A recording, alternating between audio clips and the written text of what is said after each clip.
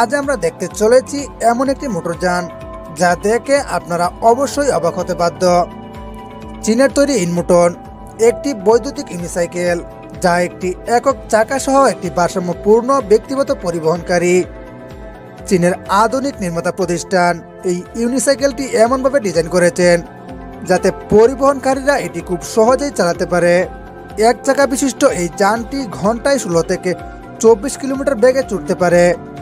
তবে মজার ব্যাপার হলো এটি এক চার্জে একটানা 10 ঘন্টা পর্যন্ত চলতে পারে। এতে রয়েছে উচ্চ ক্ষমতা সম্পন্ন বৈদ্যুতিক মোটর, যা একে চলার শক্তি প্রদান করে। তাছাড়াও ইতিমধ্যে এই যানটির দুটি ভার্সন লঞ্চ করেছে কোম্পানি। ব্যাটারি দিয়েও চলতে পারে এবং জ্বালানি খরচ করেও চলতে পারে।